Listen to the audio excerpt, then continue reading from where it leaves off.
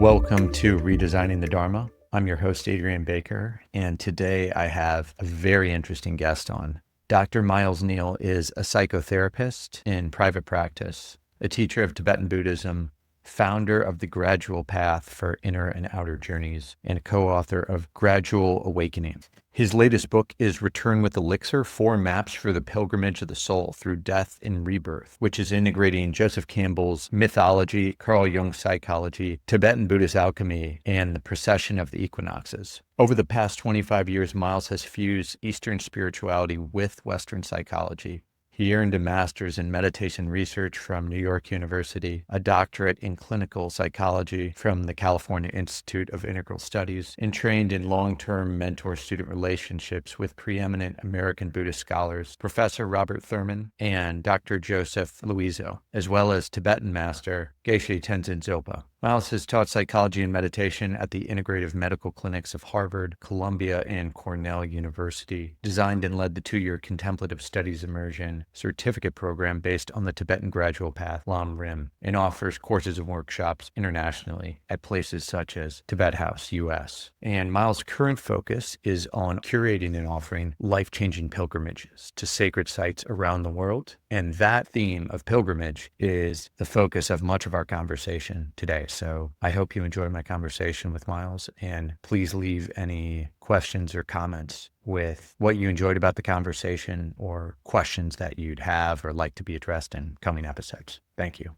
Miles, I want to thank you so much for reaching out and for being willing to come on Redesigning the Dharma, because I've been following your work for a little while, and you're really the ideal guest to have on in so many ways, because you're into Vajrayana and the importance of pilgrimage and Jungian psychology and really all these things that are at the heart of my own path. Welcome, and thank you for making it. Thank you for having me, Adrian. And I'm equally pleased because, and I did reach out to you because there's so few people that really enjoy conversing about the intersection of all of these things. So for me, it's a great delight because conversations like these are really stimulating, and who knows where we go in our micro pilgrimage together. So I'm always up for one. Absolutely. And we're going to get into those different layers of pilgrimage. I'd love for you to talk about that with folks. But let's start, just for folks who don't know you, and I will have read your bio, an introduction to the podcast, but just saying briefly at this point in your journeys, describe your background and what you do now. What I do now, I'm a dad of 2 kids. So that's my primary mirror that shows me all my imperfections. If you ever wanted a good master to point out your flaws, just have a couple of kids. There's no escaping. Yes, that's the fear for some people, the no escaping. Yeah. Yeah. So, I mean, I've been a psychologist for 25 years, and I've done a lot of work on myself in therapy, but also offered therapy in a very conventional way at first, and then migrated by incorporating Buddhism and incorporating somatic work, incorporating trauma work, and then eventually incorporating Jung, and stitching along the journey of my career different kinds of perspectives and lenses, so that I work in a very integrative way. And along and parallel with that journey of being a traditional psychologist, offering services mainly to people who are interested in Dharma or meditating or going on spiritual retreats or developing a niche, if you will. I was a student for a very long time and a teacher of Tibetan Buddhism. And that journey I started when I was 20. I'm now approaching 50 on this year. So it's been a 30-year journey of really being immersed fully in all kinds of traditions, but mainly focused on the Tibetan tradition. And about 2018, I wrote my first book, my first solo book on the Lam Rim, which is a tradition of all 4 Tibetan schools of Buddhism, follow a curriculum of sort of condensed cookbook, if you will, step-by-step curriculum that's very comprehensive, but also systematic, a presentation of the Dharma that I found very accessible. And so I had one of my teachers do a 14th century Tsongkhapa text, a translation of it, and then I used it as a scaffolding for my first book. And since then, I also, for about 15 years now, have been leading pilgrimages. So I started very early on in my career at 20 in India as a student, and was very influenced by a pilgrimage I took to India, about a 5-month trip where I was based in Bodh Gaya, India, where the Buddha gained enlightenment. And that was so informative that I think it really put me in a kind of trajectory of the kinds of study and practice and immersive experience that I would then follow for the rest of my career. And then when I finished teaching students about a 4-year college-length curriculum in Tibetan Buddhism, it was about 2016 when we finished this, I said, let's do a capstone.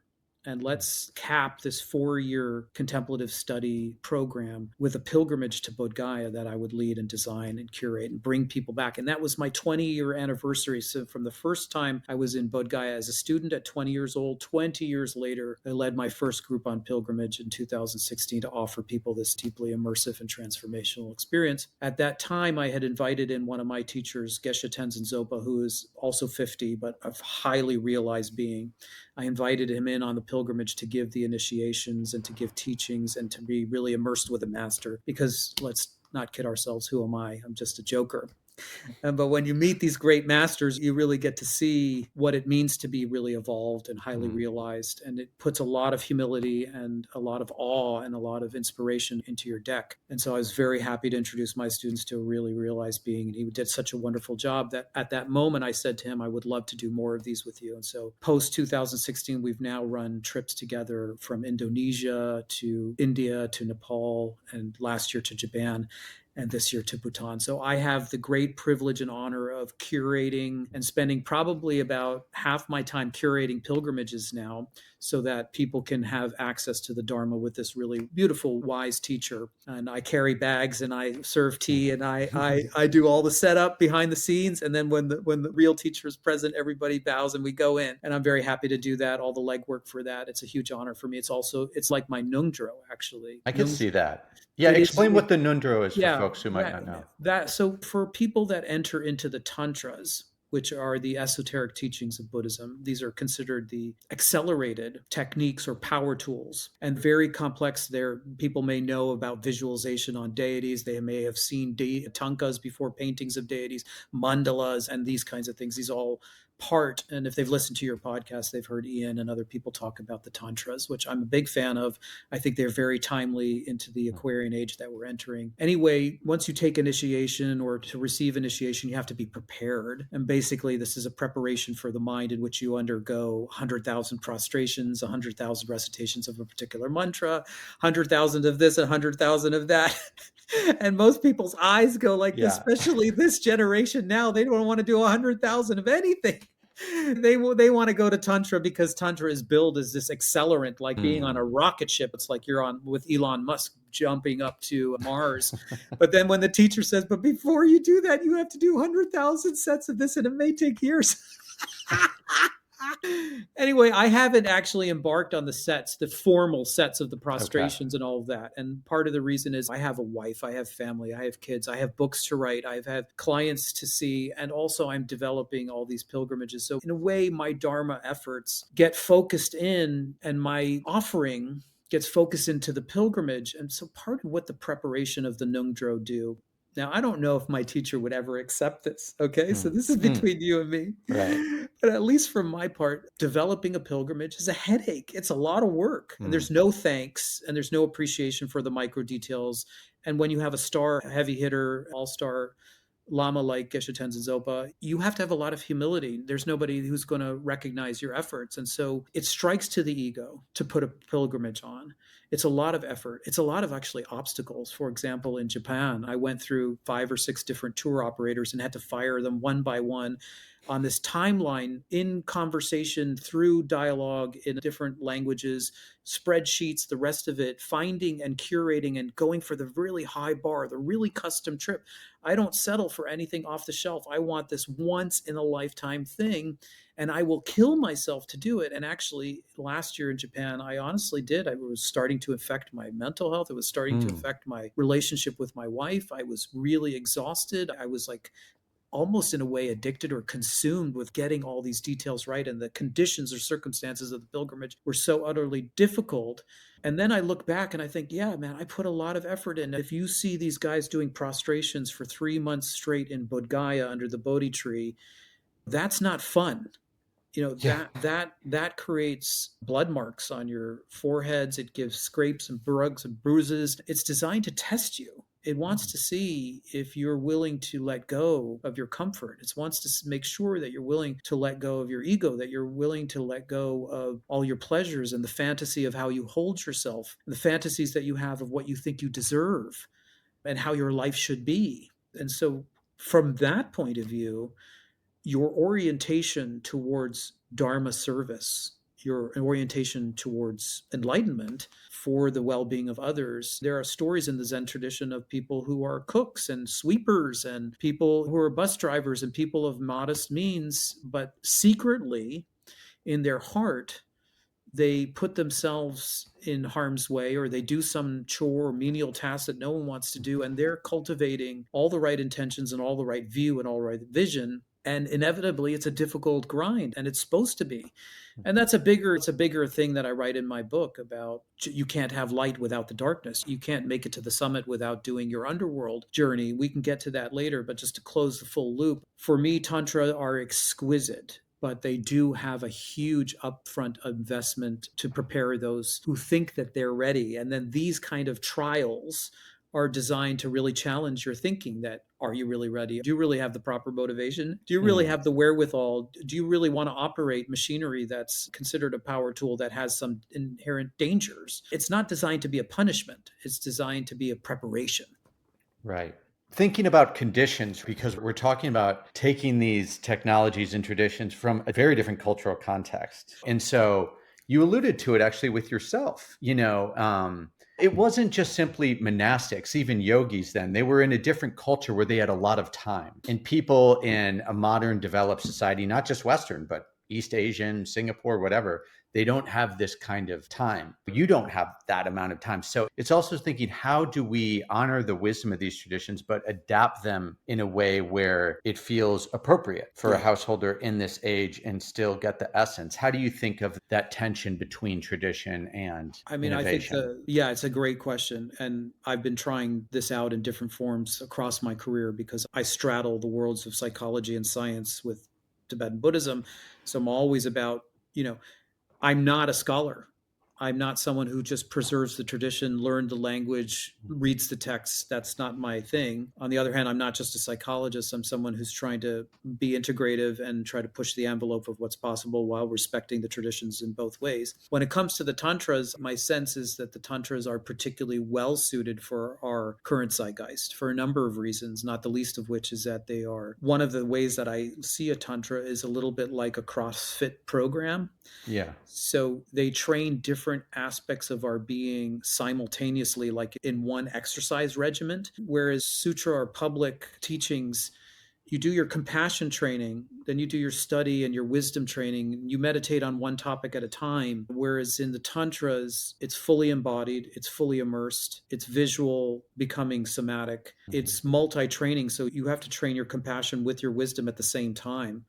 And so in half the time, you can do two things or more. It's multidisciplinary and it's very visual. And so I think with all our accoutrement, with how we love VR and how we love all this technology and all the rest of it, I actually think at some point we're going to use augmented reality to enhance, for example, visualization practices. I think that's inevitable if it hasn't already happened. Someone like you probably knows a lot better than me, but I can imagine one of the limitations is that the visualizations from the sadhana or the text can be very intricate. Yes. But if you had a set of goggles on, very tailored to the text detail, I imagine you could prime yourself to see the visual. Then you could do your breath working. You could do the mantra within the context of a virtual reality simulation. I think that would enhance and augment the procedure. Anyway, all of this to say, I think we're in a particularly condensed, contracted time, accelerated time period, and tantras maximize time. That's one way I see the utility. But the other is also we're heading from one epoch into another. And I don't know where, if you want to talk about this now or later, but I'll just preface it now. We're heading from the Piscean age into the Aquarian age, and the Aquarian age is somewhere on the order of 2,150 years. And it is essentially has its own kind of characteristic or signature. And those signatures are very in line with the Tantras, actually. In other words, the context in which we're migrating or moving into calls out for us the use of Tantra because it fits well with the zeitgeist that we're heading into.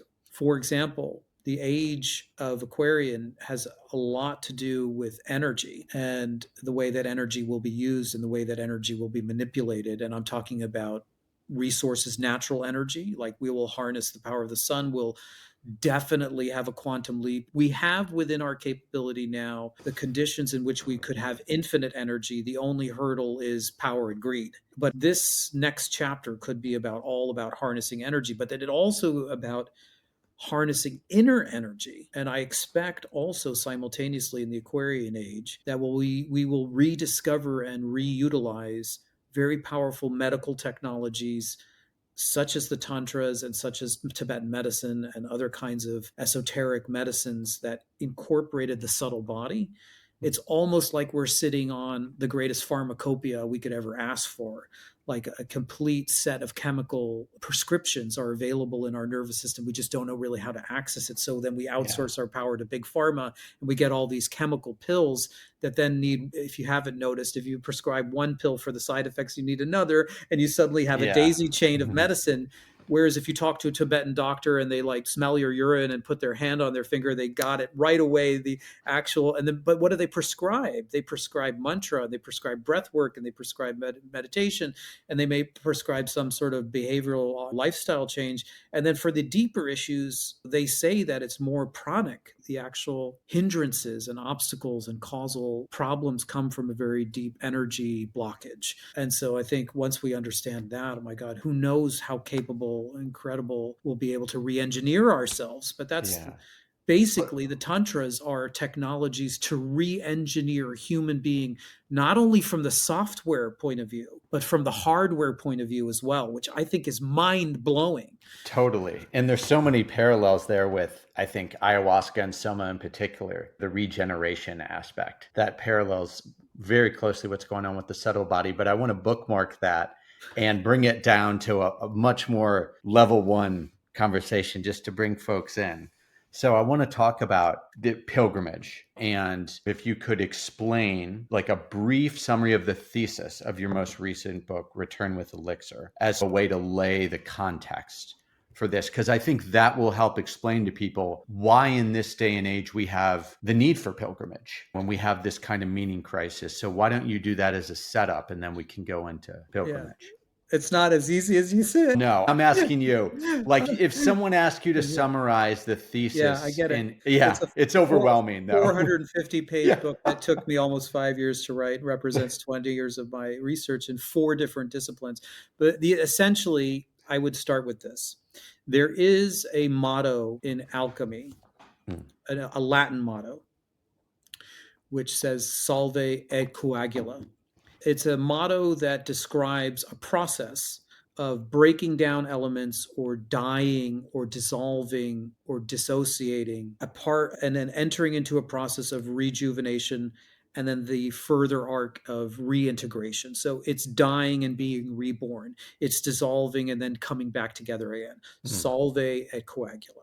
I became fascinated with that topic and started to look through the lens of all of these various traditions because I'm a person that has a wide variety of interests. And I have a background in trauma, I have a background in psychology and Jung. I love Tibetan Buddhism. I'm interested in psychedelics, so that's I'm not an expert in psychedelics like you are.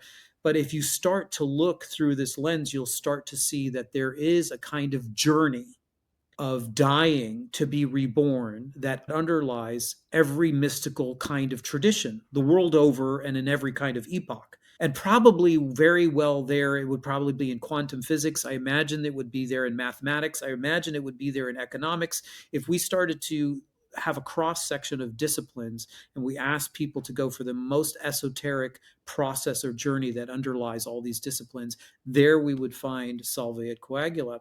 And so for me, I took a map, like a series of dials, and I started to superimpose one on top of the other. And sure enough, all of them describe the same kind of journey. Jung called it the process of individuation, which starts with a basic reified or rigid sense of ego. You go on an underworld journey into the psyche, into the unconscious, and then the collective unconscious, and then you make your way into the discovery of a universal principle that he called the self. In Joseph Campbell, he had the same kind of motif, and more people know about Joseph Campbell because it's become, in a way, iconized in Disney, for example. But you go on a heroic journey. You start with a departure, a way of leaving your comfort zone. You enter into the initiation, which often involves a confrontation with the ego or a confrontation with an adversary, or confrontation with the foe. And through triumph, you then make your outward bound arc back home, in which you bestow your discovery or your gift onto your community.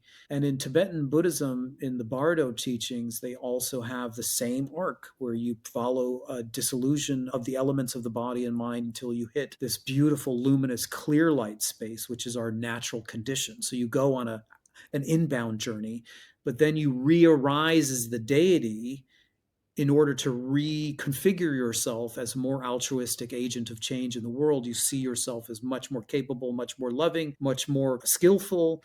And then you rehearse that so that when you return to your ordinary sense of self, you have what's called divine pride and pure view. And you're basically operating as an avatar altruistic agent in the world. So all three of these traditions are, in essence, saying the same thing. So that's the scaffolding that I use for the book. And now maybe you can ask me some things about pilgrimage, because I think that would inform.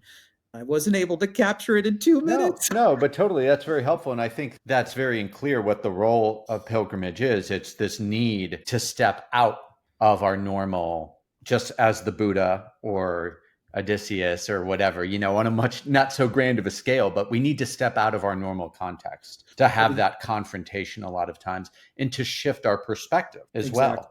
And so let's talk about that. And please talk about pilgrimage also in not just the outer sense, but the way that pilgrimage can happen.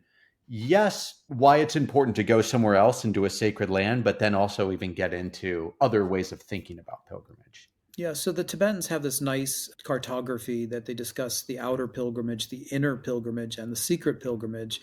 Of course, all three are happening simultaneously depending on the level of initiation, but they're all important and they're all beautiful. People are very accustomed to tourism and travel. They pay a lot of money. They go to France or they go to Venice or they indulge their senses. They usually really eat well. They relax their body after a crazy level of intense working. And it's kind of a time to indulge yourself and take a rest. And there's a lot of expectations about the money you paid and how much you get. And it's very transactional. It has a lot of benefits. I'm not knocking travel or tourism. But pilgrimage is a little bit different. It has a different ethos. It does involve travel, but it has travel with a different purpose. And the Buddha was very clear when he laid out at the time that he was dying in front of the Sangha members who were sort of anxious about what would happen for them when their great teacher would pass on. He said, if you want to be with me after I die, travel to the places that mark the journey of my life. So in other words, go on a journey and go to special places. And as you do that, the associations that are bound with those places will reactivate my presence in your mind, which is an unbelievable last gift to your students. In fact, in the preface to my book, in the dedication, I dedicated my book, My 5-Year Journey, to my two boys, 10 and 8 years old, Bodhi and Pema. And I said to them, after I'm gone, I said, when I'm gone, go to Bodh Gaya and you'll find me there. You'll connect with me there. Because I believe that I've been to Bodh Gaya so many times, not just in this lifetime and in the lifetime. When I go and my kids have no place to go and they don't see me and they don't feel me, they will make a sacred journey and they will find in those places people that are caring and loving and sincere and open-hearted and well-intended and all the things that I aspired for in my life. And they will feel me there. And so I think it's a beautiful thing what the Buddha did. I think pilgrimage is powerful in this way because people start with a different intention. The idea is not to indulge your senses. The idea is to accumulate merits and to purify karma. I mean, you have to get this right about pilgrimage. Otherwise, it's more of the same. You can wear beads, okay, and you can dress with the robes or scarves and you can go to India. But if you don't have the mindset of the pilgrim, then it's just you're kind of kidding yourself. The two main hallmarks of the pilgrimage are to journey in order to accumulate merit. And the other one is like two wings of a bird. The other one is to purify your karma. Okay, the accumulate merit part is that at these sacred sites, they actually are imbued not only with relics of the Buddha and his heirs and great masters, but also 1,000 years or 2,000 years of pilgrims, also imbuing them with incredibly focused energy, altruistic energy. And so there is something external about them. There's something different from Stonehenge than there is about the rocks in my backyard here in Detroit, for sure. And there's something different about Bodh Gaya than the Eiffel Tower in France, for sure. Why? Because of the intentions, the accumulation of intentions of people who have gone there. And so the idea is when you go to these power spots, you should involve yourself in activities of body, speech, and mind, whether you do prayers, recite texts, pray, meditate, do prostrations, do physical activities, make a lot of offerings there. These are all kinds of accumulations of merit, which is a kind of way of galvanizing energy. You're kind of building energy, a storehouse of energy. Now, that energy, good karmic energy, can be deployed in any which way. I mean, you could use your good karma to find a good partner if you want. You could deploy your good, if you really want a nice house, if you really want a good job, you could accumulate a lot of really good intentions and you could pray and hope and direct your energy there, and eventually something would ripen.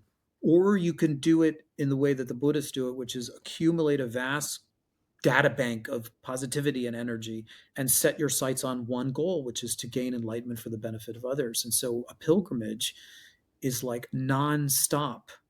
You are surrounded by the most ideal conditions because all the power places and the masters and the practitioners are all aligned for you to collect this good mojo. On the other side, pilgrimage is never easy. No, it's not.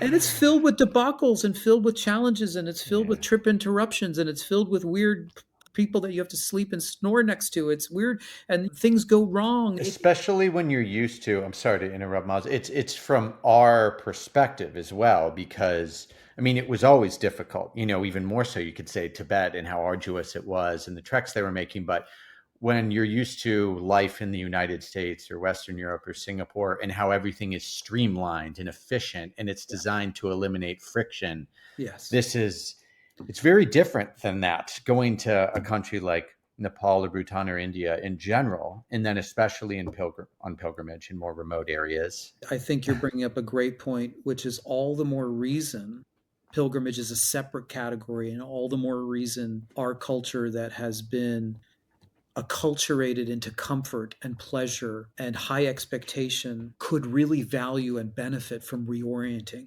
because the former is never enough. You can never have enough beautiful spreads in Greece of that beautiful food or vistas of the ocean, enough excitement, enough entertainment. You can never have enough, but it's temporary. And then you always have the syndrome of now it's time to go home. And in a way, your life hasn't changed all that much. I mean, how many of us take a 2 week break? We sit on the beach, we get a suntan, we relax, we eat some good food, and then we come back to the mess of our lives. Not much has really transformed. Pilgrimage falls under a category now called transformational travel, which the priority isn't on comfort or ease, although that might be nice to have a little bit of it. It's not that you have to be so austere, but the intention is that the traveling transforms you on the inner side, transforms your value set, transforms your mindset, creates more resilience, creates more compassion. So to come back to this other point, so I can finish the loop, the accumulation on the one hand, the purification on the other, the reason why we're saying pilgrimage is difficult is because you don't judge the tour operator that it didn't go well. You don't pound your fist and demand a refund when it doesn't go well. Of course, the tour operator is responsible for the degree which they said that they were in their marketing statement. But for everything else that's out of our control in the wild, crazy, woolly wilderness of samsara, the difference between a tourist and a pilgrim is when that moment of impact happens and your karma reaction fires and it's causing you inconvenience and discomfort, and it reveals your expectations and it reveals your erroneous fantasies and it disturbs you and it unhinges you. They consider this the activation or the ripening of negative karma. And so what do? You rejoice. The lamas tell you when it doesn't go well and you hit a landmine, rejoice. If I told that to the casual observer who's ready to sign up for a pilgrimage to Venice or a trip to Venice, they might look at me funny, and rightly so, because of the contrast of our ethos in our culture. But the idea is that you have a storehouse of all these negative landmines since beginningless time, based on aggression and based on desire and based on ill will and based on all these kinds of negative intentions. You've accrued a data bank of landmines that haven't gone off yet. And when you go on pilgrimage, you hope you hope that they go off. And once they go off, and you don't react, you don't stamp your feet, you don't yell at God, you don't yell at the tour operator, you let the landmine go off and you feel the sting. I call it feel the sting or feel the burn. It's extinguished. And so you imagine if we had a group of people who were really well trained so that they could. This is what the beauty of my teacher, who I'm drawing on right now. He says, can you take all of life as your spiritual path? Can you take all your life as the path? What does that mean? The path isn't like this weird thing you do on a meditation cushion with your mala beads and your robe draped around you in front of a tanka. That's not the path. The path is life. Life is pilgrimage. The pilgrimage is a microcosm for your life. It's a metaphor for your life. Can you move through life so that when the good things come, you rejoice and you celebrate and you collect merits and you offer it to others, the beauty to others, your awe, your reverence, your gratitude is boundless. And when things don't go well, you celebrate. You say, oh, yes, this hurts. This doesn't feel good. I'm not comfortable. I didn't get my way. Instead of saying, I'm angry at these people and outsourcing all of your entitlements, you say, oh, this thing that was inside of me has been released. I'm off the hook for it. Thank God. Thank you. Can you imagine? Then in life, the big lesson is in life, you're not trying to shortchange anything. You're not, oh, I've got to go for the pleasure over here, and I want someone to say something nice to me over here. But when they don't say anything nice to me, I've got to avoid it, or I've got to protect myself. And then everything in life becomes like, I have to go this way, but I can't go that way. No, pilgrimage, you just go. And whatever happens, you say, this was by design. I accept by design. And you think about the net effect on your life. If you're saying yes to life, yes, I'm skilled enough to say yes to the good things and yes to the bad things. And I don't have to maneuver one way around them. I can go straight into life with an open heart. Amazing preparation. That is a true what I call a pilgrim's mindset, is that inevitably there will come a moment where you don't like something. The tourist yells and screams and asks for a refund. The pilgrim says, yes, what can this do for my internal world? I love that. I love that. One thing that I was thinking about as you were talking about it as well, and it started off the whole talk on this topic, which was the notion of alchemy. And one of my Shakta Tantra teachers, Sally Kempton, would say again and again that awakening was a kind of inner alchemy. And so I think that is also not only what we're doing in practice, especially tantric practice, when we're on the cushion, it's a kind of churning, right? The churning of the Milky Ocean, right? And then we're learning to alchemize it like Shiva and hold it in the throat and transmute it. But it's also getting off of the cushion, out of the comfort of that room, and really seeing what comes up in the mirror of awareness and testing our practice when we're in these more challenging conditions. But also, there is something about the way in which these sacred spots can be a kind of portal, whether it's the way that art can be a portal and you go to an art museum. So that's something perhaps folks can relate to if they've haven't been on a pilgrimage or to Bhutan, but they've been to an art museum. There's something about art that can really touch something deep inside and evoke something in the unconscious. And that can happen in some of these sacred spots, whether it's in the temple in Bhutan or whether it's in the mountaintop. And we go to be provoked in a certain way, not only by the uncomfortable interruptions, but also the kind of welcome provocations through the beauty, the awe-inspiring, the overwhelming of nature, of the temple, all of that as well. And it's that alchemizing process. And I know you've talked about this a lot. As difficult as this might sound for some people, the hardest part can be coming home. And then how long it can take to digest and metabolize it. So one of my teachers, Douglas Brooks, will say after we go to India, don't feel the need to talk about this for a few weeks. Don't try to explain it. Just kind of let it settle in. Well, you have great teachers, Sally Kempton and Douglas Brooks. No wonder you're so astute. It's a pleasure talking to you. And I should give you more time to describe or discuss some of your key experiences on pilgrimage, just so this is more conversational. Oh, So no, it's a back and forth, and there's a reason you're on. So people get to hear me all the time. before we end, if there's one experience on pilgrimage that stands out, I'd love to hear about it. Yeah, in terms of, for me, I'll say this. There are two, and I wanted to ask you this question. So I'll give you my answers and I'd love to hear yours. There's so many great ones. The few that stand out for me are Chidambaram, which is the temple of Nataraja, of Shiva, and the form of Shiva is the dancer in Chidambaram, India, in Tamil Nadu.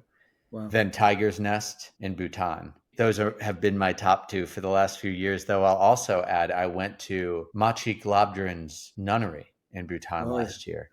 Oh, And yeah. that's a very special place. Yeah. I'm a Wow. big Bhutan person, so I'm all about going back more and more Oh, there these wow. days because it's not only the wild tantric Vajrayana artwork, and I'm a big loving Shiva. I love Guru Rinpoche because archetypally it's that very similar Same. Yeah. Rudra Yeah. kind of energy. But I love not only the temples in Bhutan and the way it's so well preserved, but I also love the nature there as Mm. well. And the way I really feel that kind of wild yogi, non monastic Dzogchen tradition alive in Bhutan. Yeah. So yeah, Bhutan is really my favorite, my favorite spot. But those three for the specific sites. So how about you? What are Well, your it's favorites? interesting. I'm looking forward to going on my first trip to Bhutan in October with Geshe Tenzo Zopa. I also want to frame this part of the discussion to go back to the idea of outer, inner, and secret. So we're still Yes, talking about outer, and there's such beauty about the outer. I mean, correct. it has its own thing. It's not like we should disparage between outer is not as important as inner. I mean, outer is incredible, right? And I I mean, figure we're going from gross to subtle, so we're still yes, kind that's of on true. that the Yes, outer. yeah. Yeah. So I have to say, like, I've been to all the major Buddhist countries, and I'm just coming off the Camino de Santiago in Spain, and I had such a wonderful experience. Hmm. Okay.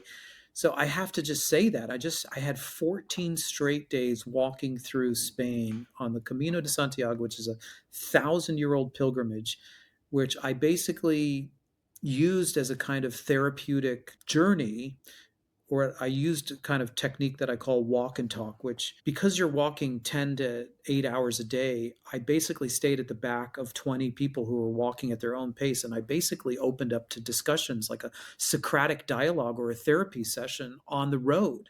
And what came out of it and how it was like and what it was like to be embodied and to be moving and to be around sacred sites and to be on a path where pilgrims of the Christian tradition sacrificed absolutely everything to arrive at Santiago de Compostela. I was absolutely moved by the power of the whole combination of the outer pilgrimage. It was really a wonderful, beautiful intersection of landscape and beauty and the Spanish culture and the Spanish food and the trail and the meaning and the temples and the churches. And then what we did on the pilgrimage together, these very deep, intimate conversation among strangers in which space was held and emotions were processed, and a lot of transgenerational trauma was discovered on that. Hmm. Half the group, I was surprised, had some past life regression or some past life trauma or some transgenerational trauma impact or imprint come through into clarity, which I Hmm. was just blown away And they with. weren't aware of this before They were the either trip. not aware, some of them were, but it was Hmm. fully articulated, some of them were not. But Okay. what I was struck by half the group, I mean, to me, what that signals is that that trail in which people made very arduous pilgrimage journeys for over 1,000 years, which were much more rustic and difficult and challenging. No equipment, no, nowadays we have all the equipment and the hotel choices and the food. I mean, people died. There's stories of Atisha, for example, Hmm. getting to Indonesia on a 13-year pilgrimage and spending decades there. I mean, these stories are so harrowing, but I think what that does over the centuries is it creates actually something physical in the ground and in the stone and in the temples and in the churches that helps to activate something in us. So I do think that there's something to the outer pilgrimage. Of course, I love Bodh Gaya. It's symbolically to me, Bodh Gaya is the Mecca of Buddhism. It's where I took refuge when I was 20, and in a way I reconnected with some past life experience that I had there. And then it was a catapult for me, a karmic catapult for the entire trajectory and career path of my life. So I can't say that that's not the top destination. But I've been very fortunate to travel to all kinds of wild and woolly places. With the writing of Return with the Elixir, my latest book, I really opened the scope of where I could go and what I could do and with whom I could intersect. It didn't have to be Buddhist only, Buddhist practices with Buddhist people on Buddhist sites. It was much more eclectic. And that alchemical motto really did it for me, because once you understand that every spiritual tradition has a kind of journey of dissolving and reconfiguring, you can start to see that it's in a prostration, but it's also in a Christian prostration. It's in a Christian practice too. The mystical traditions of Christianity, of becoming God-like or becoming Christ-like, undergo the same process. And so I said to myself, why should I be tethered or tied to just one region or one location or one tradition? And so Camino de Santiago was a huge confirmation for me that once you understand this underlying universal principle, you can go anywhere. You can intersect with any kind of person. You can adopt the mindset of any kind of mystical tradition, not the dogmatic religious one, but the mystical one. Then you can blow everything wide open. Everything collapses into the universal. So that, I'd say Bodh Gaya, I'd say the Camino de Santiago, and then I'd say Kumano, the Japanese version of the Camino, which is so ethereal and mysterious. And like there's a crazy yogi that lives in those forests that we intersected with. And actually, I brought my two teachers together, Geshe Tenzin Zobo, who's a Vajrayana yogi, and this mystical Shugendo master, who is a lineage holder of a syncretic tradition that brought together the streams of Shintoism and Japanese Tantra together, and is a mountain yogi. And they got together for this fire ceremony that was so powerful and so dramatic in the middle of the forest. It blew everybody's heads right off their shoulders. So I can never forget that experience either. Anyway, we could go on and on, but Totally. pilgrimage is a crazy, I like to say one word about pilgrimage from the outer point of view. It has reference, and maybe this could be a segue to the inner one, but it is meant to be disruptive. I hope that's come through to listeners by now. That's part of the alchemy. It's meant to be disruptive. Absolutely. That's part of the churning. Yeah. It's meant to be. If it's too laissez-faire and too easygoing and everything is predictable and everything is highly curated and you have all these beautiful things, there's no potential for sparks to fly, and then there's no alchemical process. So yeah, it's just enough comfort, and then you have to be open to all the life is. And then that's where the work is. That's where the confrontation with the shadow is. That's where the alchemy starts. Inner pilgrimage is just the mirror inverse. You don't necessarily have to venture out to a sacred destination. Although when you do, there are two things that are happening simultaneously. One is that physically you are moving through space and time and surrounding yourself in a particularly unique context in which the people and the places are imbued with this energy, as I've described. But also, people come to pilgrimage with an internal intention. And maybe they're in transition. Maybe they've just been divorced. Maybe their partner died. Maybe the world undergo a massive transformation during the pandemic. Maybe they're trying to up their game. Maybe they're trying to have a breakthrough. Maybe they're trying to break an addiction. All the kinds of reasons that someone might go on a psychedelic pilgrimage, which I find is a complete parallel. And I know we're holding on to that because that'll be your bread and butter. And I wanted to ask, because when I was preparing for this podcast, hearing you talk about pilgrimage, I realized I'd never thought about, but ayahuasca or so much a kind of inner pilgrimage. Would you describe that as inner, or is that secret? 100% inner pilgrimage. Yeah. 100% inner pilgrimage. Yeah. It could be secret. We'll get to the distinction. If it involves movement of prana, then I think it would be secret pilgrimage. It would definitely be secret then. Yeah. At least specifically with ayahuasca and soma. But we'll get to that. Yeah. Thank you for listening to this podcast. If you enjoyed it or found it helpful, please consider subscribing to Sahaja Soma on YouTube, rating the Redesigning the Dharma podcast on Apple or Spotify, or sharing this episode with someone who might benefit from it. Any and every little bit helps. Also, please bear in mind that the plants and compounds mentioned on this podcast and on the Sahaja Soma platform are illegal in many countries, and even possession can carry severe criminal penalties. None of this represents medical advice or advocacy and should be construed as a recommendation to use psychedelics. There are serious legal, psychological, and physical risks. Psychedelics are not for everyone. They can exacerbate certain emotional problems, and there have been, in very rare cases, fatalities. Thank you very much for listening, and I hope to see you on the next episode or elsewhere on the Sahaja Soma platform.